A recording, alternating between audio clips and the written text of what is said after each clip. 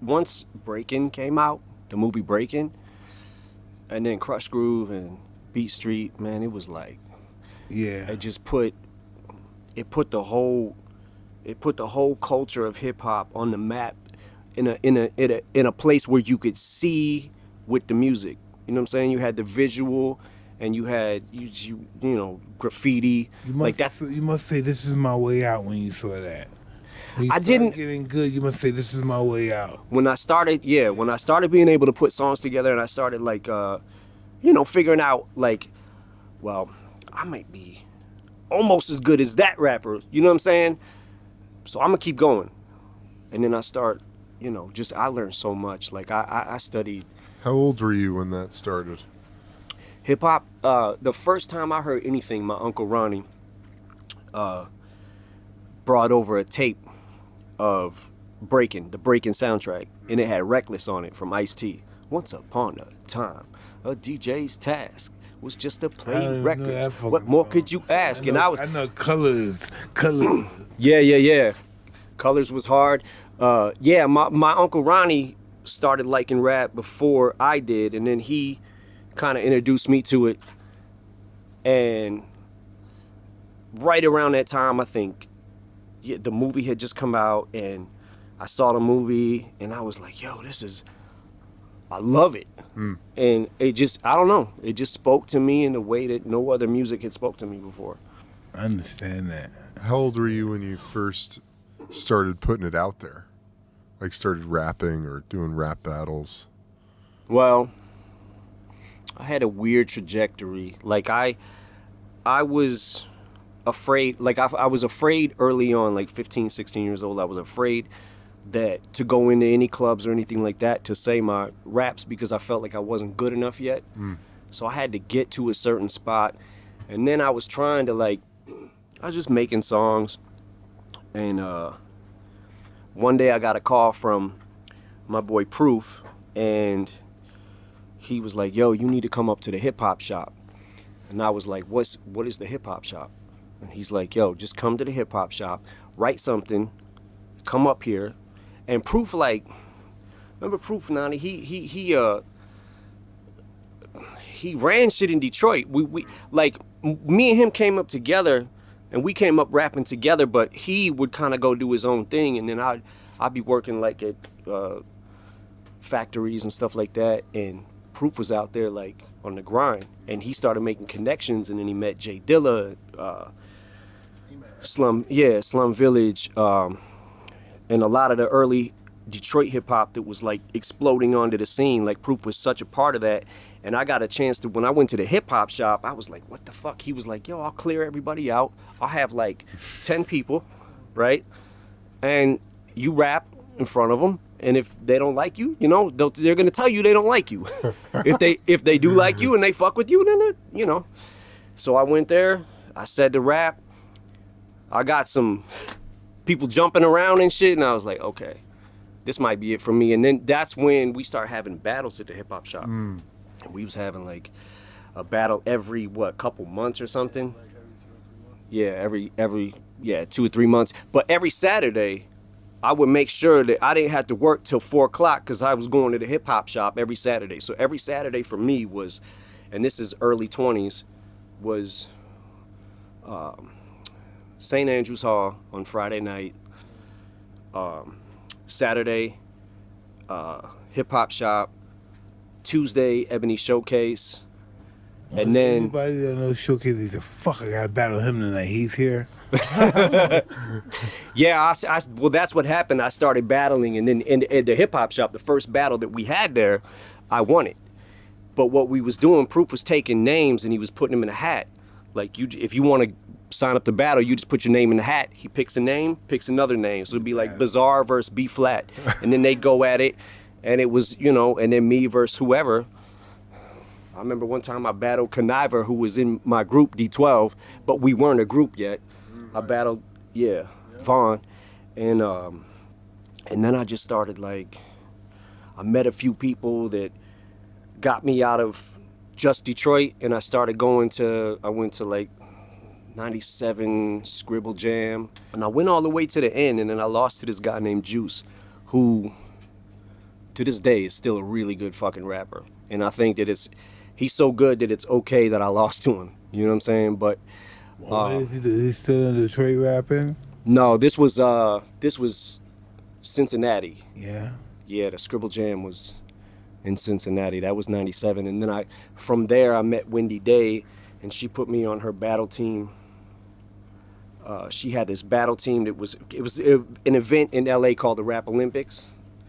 And she put me on that team. I went out to LA and then got in that battle at the Rap Olympics, went all the way to the end and lost again. The last dude. And I was like super discouraged. I just got evicted from my house. Had to break in through the back of the house. Shit, yeah. The dude that we was paying rent to, he wasn't paying the rent with it. So one day this is literally the day before I go to the Rap Olympics and thank God for Wendy Day, man, because she paid for my plane ticket. But that day, we're like, what the I come home from work, me and my boy, and we're like, what the fuck? All our shit is on the lawn.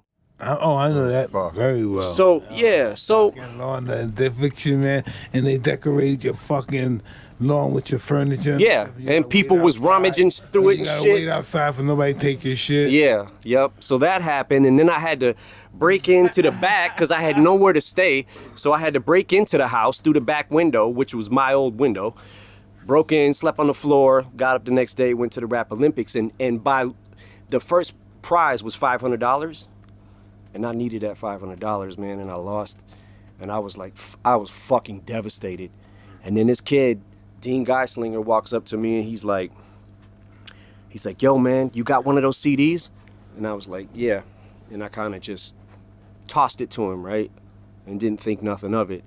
I didn't know that Dean worked with Jimmy Iovine. So he gave it to Jimmy. Jimmy gave it to Dre. And I'm back in Detroit now, fucked, right? I have nothing, like nowhere to go. And I get the call and I'm like, oh shit, you know, this is about to happen. Wow. It was fast. Didn't seem fast, did it, to you, huh? Nah, I did not. Yeah. Nah. Yeah. Nah, but I just gotta say, like, I bro, you are like a god to me. Like bro, you've done so much in your life, man. It's like just so crazy to be the heavyweight champion at 20 years old. Well, you're not chopped liver yourself. I'm just saying. Well, I'm saying though, but I'm just saying, man. Like I don't know. It takes a lot to be the champ. Like it takes a lot, and you know, I remember seeing the first couple fights when I was younger, when you were first like starting to really pop. I had heard about, yo, you seen this guy Mike Tyson? Man, he's knocking motherfuckers out in 10 seconds. Like, and the first fight I saw was which one was the first fight I saw? I think it was with Trevor Burbank. 86, something like that. And man, you knocked him down 3 times with one punch.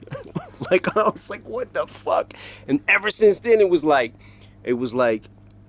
when you fight, somebody's getting knocked out.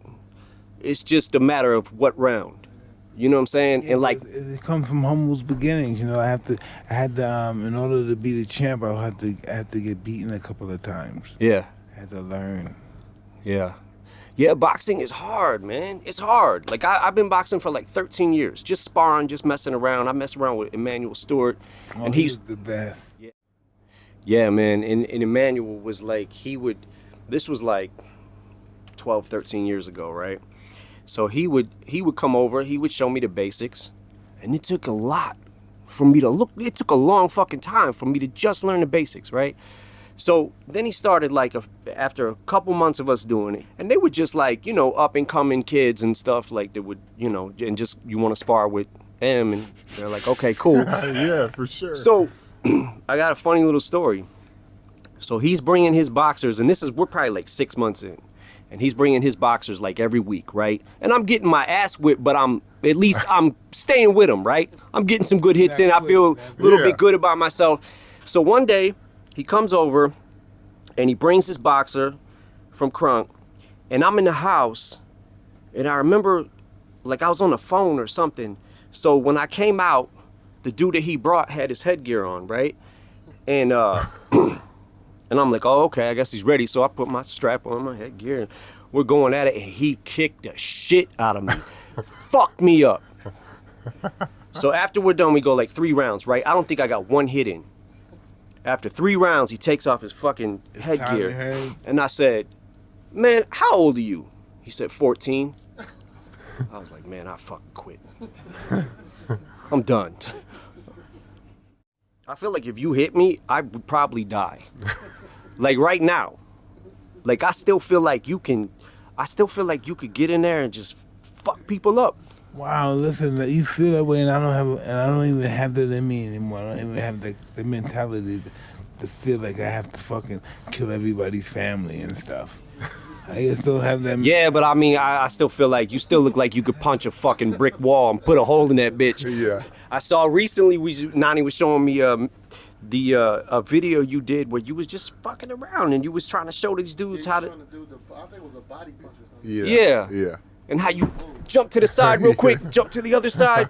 Like, man, he could get in there right now and fuck up anybody. If you want to be the best garbage can collector in the world, anytime you want to be the best in the world at anything, there's going to be disappointments. Yeah. Yep. There's a lot of competition. And there's going to be guys that peak at a younger age that he's going to blow you away when he's a kid. And then you're going to deal with a guy that blows you away when he's an old guy. Yeah. And then it's going to come the time when you're experienced enough, the next thing you know, you start blowing everybody else. Everybody gets their turn. Yeah. You know, that's just what it is. Everybody gets their turn. Yeah, but it's like, you're right, though. Because, like for me, rap is like a 24/7 job, and it takes a lot of dedication, right? And you just stay sharp with the pen and stuff like that. But it's a different kind of discipline to do that. You know what I'm saying? Like, and the balls to get in the ring and fight in the first place. Listen, you know why I used to love anybody that gets in the fucking ring, because you just think about it. As human beings, what fighters do, we avoid all of our life, getting into a fight. And that's what a guy does every day of his life. He fights every day of his life, and we avoid that shit. Yeah. It's humiliating if you're not on the right side, and if you don't know how to fight and then you still win, it's humiliating. Yeah. Because you're going to get hurt. You know, Right. so people avoid fighting. You know, Yeah. it's not normal. People are not supposed to fight. People are not structured to fight. Our hands are not developed to fight. Even for a boxer, they break. That's why we have to wrap them up and everything. Human beings are not designed to fight. Yeah. But we do it all, it's just part of our DNA. To kill one another is just DNA, who we are, is part of our, any form of murder is a form of self-hate. Yeah. You know, when you kill another person and stuff, it's you reflecting on yourself, how you feel about yourself. Yeah. It's interesting, though. It's like, you know, boxing is just like coming up when I was a kid, I got my ass kicked a lot. I fought, I lost, I fought, I won. You know what I'm saying? And and there was a point in time where I started getting in enough fights and winning enough fights that I felt confident until I started learning some of the fundamentals of boxing, and I'm like, I don't know shit. I know nothing. Like, listen, we all believe in here that if you get involved with boxing, it's a tough man sport. Boxing's not a tough man sport. A tough guy's going to get hurt in boxing. He's going to talk funny at the end of the day. Yeah. No one's going to understand him. This is a thinking man sport. Only the smartest win. yeah, When you get a certain level, yeah, only the smartest win. Tough guys, this is not a tough man sport. yeah. No, look, man, I also know you got a heart, so it's like, you fuck somebody up and then feel bad later. Yeah. And you'd be like, because you'd be nice to him after the fight. Like, I hate you during this fight, and then I don't hate you anymore, and I actually feel bad because you might die now. That's who we are. That's our fear. Yeah. We're like that. We're vicious. We're ferocious because of the fact that we lost before and we've been disappointed before. We don't want that feeling anymore. Yeah. The thought that we have to go back to Brownsville, you have to go back to 7 Mile, that fucking fear. That's our biggest fear, to go back where we started. Yep. Oh yeah. Subconsciously, that's our biggest fear. Yep. And have to see those people who we grew up with and say, hey, I made it and I fucked up. I'm back here with these people. Yeah.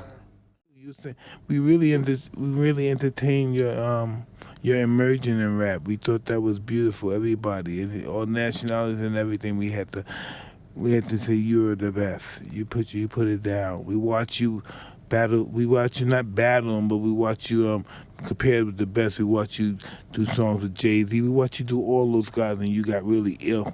Oh, thank you, man. Really Thank you. Ill.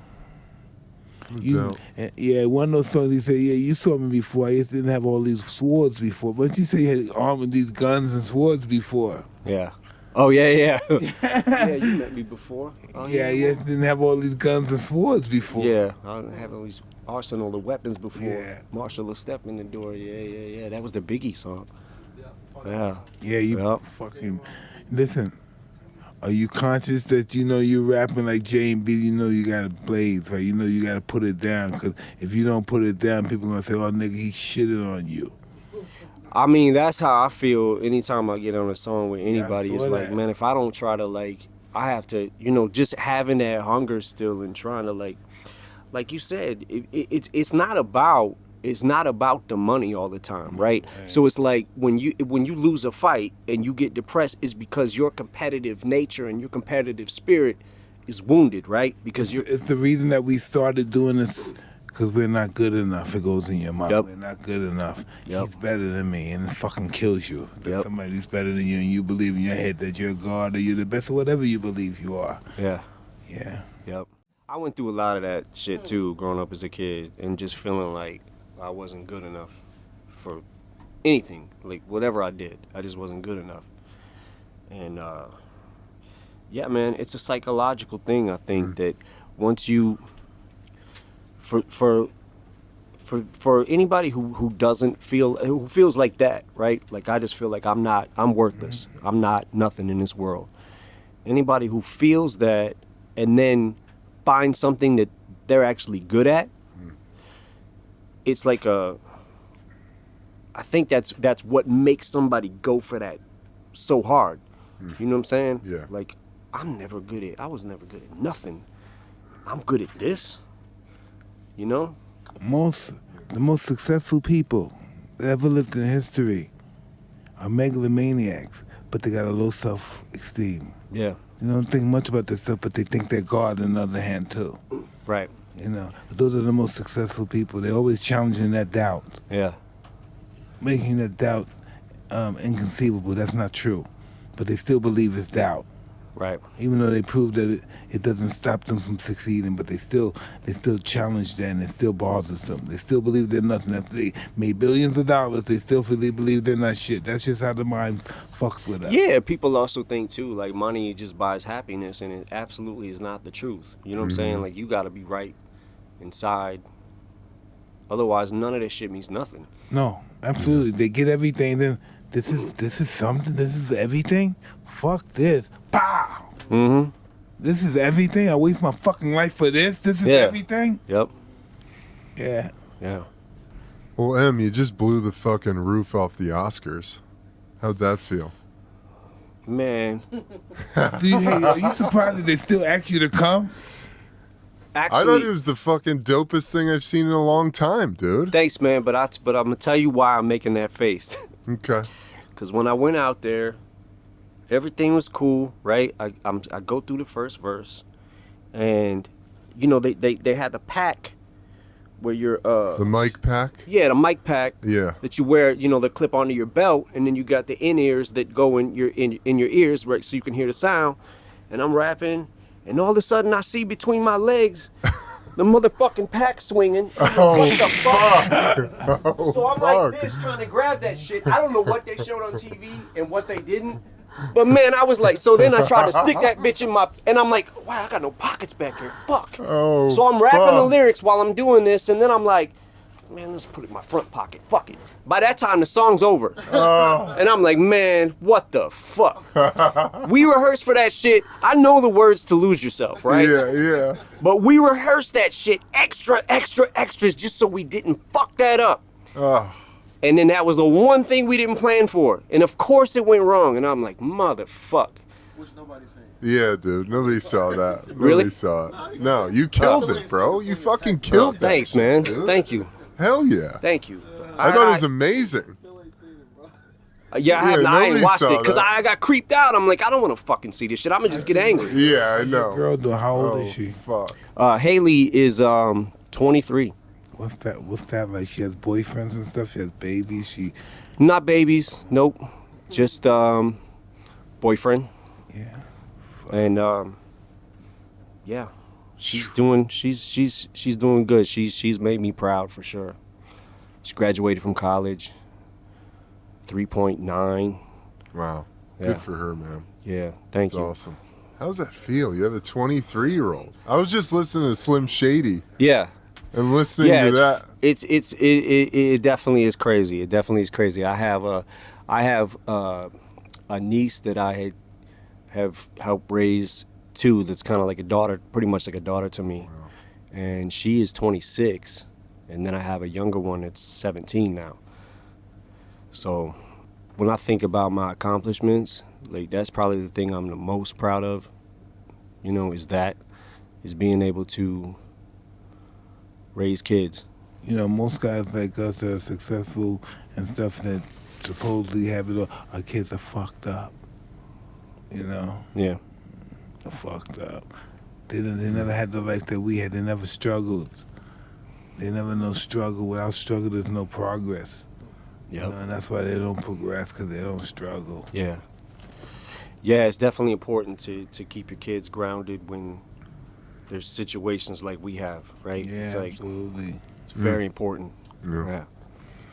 What's the possibility of you being in 7 Mile, from 7 Mile, now you here? Now what's that? What's the percentage that happens? That's what I think. How do a guy in 7 Miles get out here? How do you get out here and you don't got shit and you're destitute? Yeah. Know how did it happen? Because it's ordained by the universe. Me and this guy, man, Denan went through a lot of shit. Like when we were kids ourselves, right? And we were still when I met Denan, he had just started making beats, and we met through a mutual friend, IQ, who was a rapper who was actually on my Infinite album.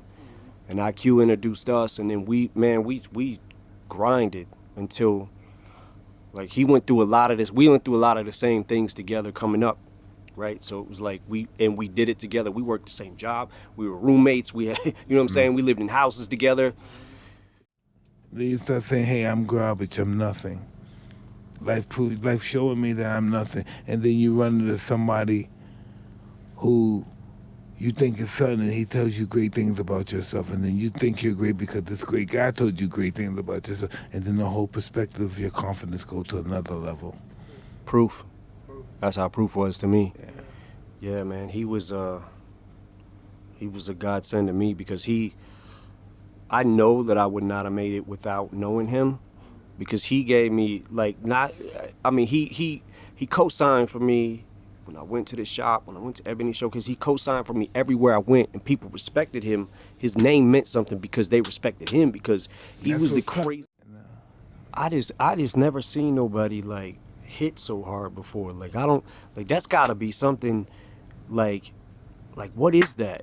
Like No, I got credit for my punching speed, but it wasn't my punching power. It was the accuracy, and I was fast, so I got the punch there before the hard punchers got there. You know, some guys are hard. Like Foreman's a hard puncher, but he just pounds you, hits you in the shoulder, hits your arm, and it fucks you up. I'm precise. I'm hitting you here. Everywhere I hit you is a reason, and normally I get the right results most of the time. Yeah, it's like the way you sit down on your punches. And when you throw those hooks to the body and shit. The objective is for the guy don't see the punch. Those are the punches that knock you out. Yeah. You know? That's crazy though. Hell yeah. Well, dude. Yeah, I think you gotta head back. Man, can I tell you something? This is really good. We know you don't do this stuff. Yeah. And this is really cool. You don't have to thank me, man. It's equal. Like, you coming here is like such a big. We were talking about it, and it was in the treatment. Mike Tyson knocks him out, and I'm like, we're not gonna get Mike Tyson. We can't get Mike Tyson. I'm like, if we get Tyson, like that's the top of the fucking food chain. That's the. That's how we feel about you. We're feeling Yeah, like, man. God, this is the biggest fucking interview. And I interviewed everybody, Tony Robbins, all these fucking interesting guys and stuff. But this is the best one. This might be my biggest interview right here. Yeah, man. You're the man, dude. Thank you. Thank you, bro. Thank you, man. And you're not no guy somebody gave anything. Everything you got was fucking not even given to you, fucking slaved for it. You know what I mean? Yeah. You're the only white guy that knows what it's like to be a nigga. Not sure how to answer that. But, Thanks. yeah, nah, man. It's One of the few white guys that know that pressure, like, fuck, I ain't shit. They ain't doing me like, they treating me like a fucking nigga. I bet he probably said the fuck blacks get treated better than me. I mean, you know, we all got our story. Yeah, we do. Yeah. We do. Yeah. But yeah, man, I'm super honored. I can't believe we were able to get you for this video. It's Oh, man, that's awesome, man. it's a fucking everything's honor. ordained. Everything in life is you know, it's just always mapped out from our birth to our death. This is how it's ordained to be. It's planned to be. Tell us about being Marshall's sober. too How's humble that to be, feel? huh? How's that feel being sober? We can't. Being sober? We don't have time. We don't have time. Look at him. He looks great. I'm used to it now, Hey, but it hey, was hard everybody. at first. thanks for watching this episode of Hot Boxing. Thank you to Eminem. Thank you to our brother here for joining. Yeah, man. Until next time, I'm Evan Britton. I'm Mike Tyson. I'm Marshall Mathers, and if we didn't have to do a video right now, I'd be sitting here probably asking like questions for another 2 hours. We'll do it again. We do it again. We'll do it again, Part bro. 2. I really appreciate it. Thank you. All right. Oh. I want a picture too.